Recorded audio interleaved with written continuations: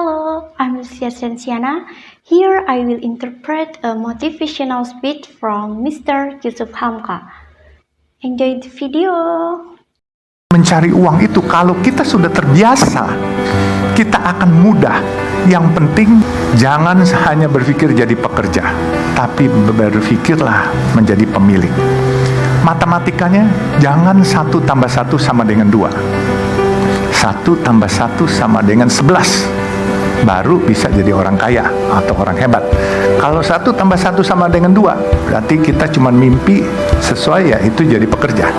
The importance of having a different way of thinking when it comes to finding wealth and finding success.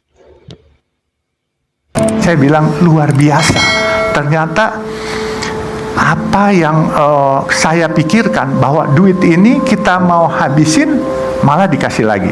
Dan memang saya baru kemarin ini minggu lalu baca tulisan mengenai Jack Ma konglomerat di Cina. Jadi mencari uang itu lebih mudah daripada membuang uangnya. Dan saya pikir-pikir masuk di akal. Menghabiskan uang, kita bukan lemparin uang dari atas pesawat, tapi menghabiskan uang pasti kita berpikir azas manfaatnya. Tetapi mencari uang itu kalau kita sudah terbiasa, kita akan mudah. Getting money is actually easier than wasting money. As you gain more experience, finding money can become easier. Yang penting, kalau saya mungkin bisa memberikan masukan kepada adik-adik, jangan hanya berpikir jadi pekerja, tapi berpikirlah menjadi pemilik. Matematikanya jangan 1 tambah 1 sama dengan 2. 1 tambah 1 sama dengan 11. Baru bisa jadi orang kaya atau orang hebat. Kalau 1 tambah 1 sama dengan 2, berarti kita cuma mimpi sesuai ya itu jadi pekerja. Nah, cuma jangan lupa, bisa saja 1 tambah 1 jadi minus 11. Jadi saya ini selalu mengibaratkan dengan teman-teman saya, Encouraging people to think beyond traditional ideas of being employees and instead aim to become successful business owners or entrepreneurs. teman-teman saya banyak yang jadi dokter, banyak yang jadi CEO hebat-hebat, tapi sampai sekarang ini saya yang sekolahnya mungkin nggak selesai-selesai, saya di Fakultas Sosial Politik Jayabaya pernah, Trisakti Fakultas Kedokteran pernah, terus saya di British Columbia University pernah, di Kanada, terus di Los Angeles saya pernah, tapi saya nggak pernah habis. Tapi adik-adik nggak usah ikutin saya karena zamannya beda, ya kan? Even though they have experience in different places, their education was incomplete, so they don't have a degree. Saya mengibaratkan diri saya Metro Mini. Tahu Metro Mini kan? Nah, tahu Big Bird nggak? Bluebird punya, tahu kan? Nah, jadi saya Metro Mini, teman-teman saya ini Big Bird. Kita berpacu dari Taman Mini mau ke Bogor. Saya bilang sama teman-teman saya Metro Mini, saya sampai duluan. Dia bilang, mana bisa? Big Bird dong, mesin bagus, mobil bagus, pasti sampai duluan. Oh, saya bilang salah ngitungnya. Kalau Big Bird karena mobilnya bagus, mau nyalip kalian lihat dulu kiri kanan. Kalau saya nggak perlu lihat kiri kanan, sudah sampai di Bogor saya baru lihat kiri kanan. Bumper saya ada lecetnya. Kalau ada lecet berarti ada yang kena. Kalau nggak ada yang lecet saya udah sampai duluan.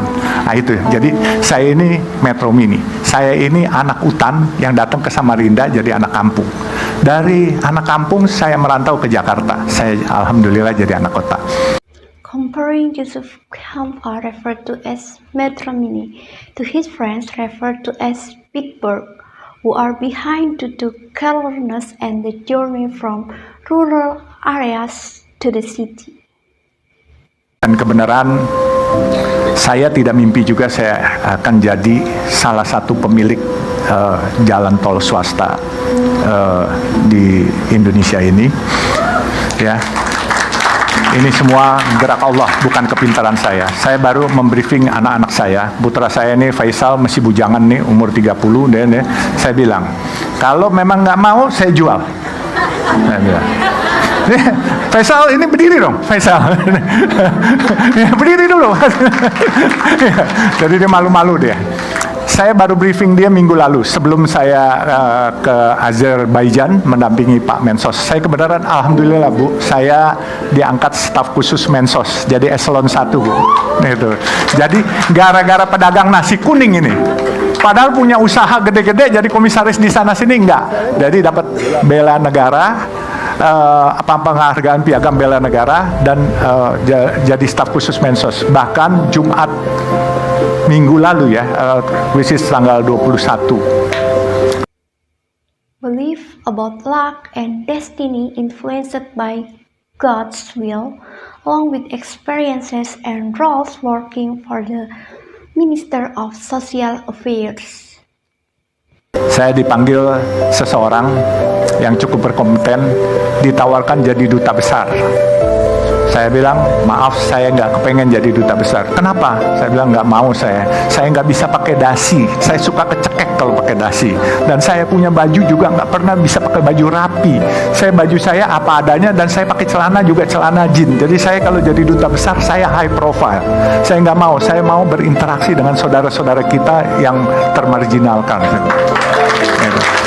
Jadi saya sempat tolak, ya beliau menyesal tapi dia bilang, coba ya nanti Oktober depan nanti kalau memang ini bisa bantu-bantu kegiatan sosial yang lain. Saya bilang siap Pak. Choosing not to become an ambassador because of personal comfort and a preference for interacting with marginalized groups, but still being willing to help in social activities. Jadi makanya saya bilang berkahnya bukan dari materi saja, tetapi yang saya rasa dengan kita menyayangi orang lain, kita menjadi diperhatikan oleh Allah dan juga diperhatikan mungkin oleh teman-teman pejabat-pejabat itu dilirik, tetapi diperhatikan bukan disuruh berbuat yang tidak baik, berbuat yang lebih baik. Nah makanya dia bilang, coba dipikirkan apa yang nanti bisa ini. Saya bilang terima kasih. Jadi selain materi tidak buat saya bangga, tapi kehormatan, pembela orang kecil, penolong orang kecil itu buat saya bangga. Ya, jadi orang kaya bukan sesuatu yang bangga. Kalau kamu kaya, kamu tidak bermanfaat buat orang lain, lebih baik mungkin nggak usah kaya lah, gitu.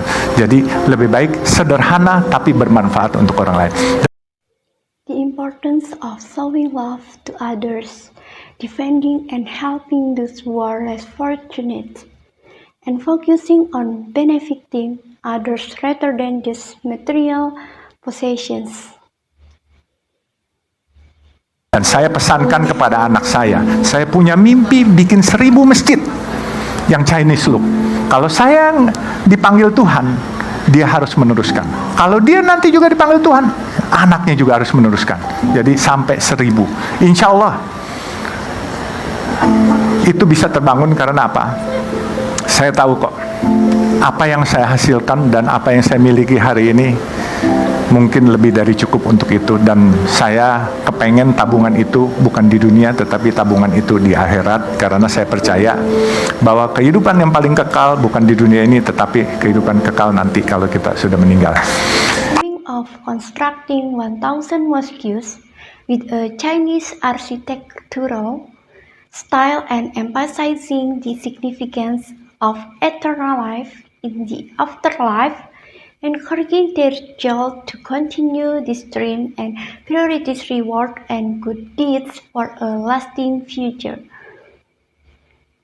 Jadi mungkin itulah sekilas. Kalau ada yang mau dipertanyakan silakan. Saya ini selalu menganggap diri saya anak hutan, kemudian ke Samarinda saya jadi anak kampung, ke Jakarta saya jadi anak kota, dan saya dipanggil oleh ibu bapak saya dulu si gembel.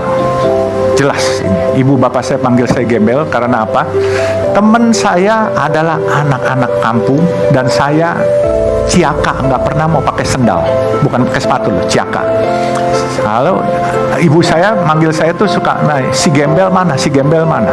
Tapi saya nggak masalah. Tapi alhamdulillah sekarang saya ini di antara keluarga, ya boleh bilang cukup Tuhan berikan lebih dikit lah daripada saudara-saudara saya yang sekolahnya detailnya banyak. Saya punya ayah punya gelar 4. Saya punya kakak almarhum baru meninggal 2 tahun lalu, itu 12 gelar akademis. Despite not having many degrees, God have given them enough blessings. Saya waktu orang tua saya meninggal, itu yang lucu, dipasang koran itu bergelar semua. Tahu-tahu saya ditelepon sama seorang tokoh Malari, Hariman Siregar, pasti tahu ya, 15 Januari itu. Dia bilang, lo hebat katanya. Kenapa hebat? Lo lebih hebat dari bapak sama kakak-kakak lo. Kenapa? Mereka gelarnya kan banyak tuh katanya. Ada yang 4, ada yang 12. Lu gak usah kecil hati katanya. Kenapa harus kecil hati? Gue gak pernah kecil hati, saya bilang. Gelar lu lebih hebat. Kenapa? Gelar lu dari Tuhan, gelar mereka dari akademis, gelar lu haji katanya. Keren juga. Dia menghibur saya tahu. Tapi ya oke lah. Apapun juga buat saya suatu kehormatan jauh lebih penting lah. Ya percuma kalau gelarnya haji, tetapi kelakuannya bukan haji gitu kan. His siblings' titles are based on academic achievement, while Yusuf Hamka's title of Haji comes from a spiritual connection with God. Nah, jadi makanya sekali lagi saya bilang, semua ini adanya saya hari ini karena ditolong orang dan ditolong Allah. Semua gerak Allah, ya. Jadi kalau kita mau diperhatikan oleh Allah, jangan pernah di dalam hati kita tidak pernah ada rasa kasihan atau sayang kepada atau peduli kepada orang lain, karena bukan hanya orang loh, makhluk hidup pun juga kita harus peduli gitu. True honor is very important because everything in life happens with the help of others and God. It's crucial for us to have compassion, care, and attention for all living beings. So that's videos about the interpretation of Mr. Yusuf Hamka's motivational speech, hopefully useful to increase knowledge. Sorry if there is a mistake. Thank you for your attention. See you.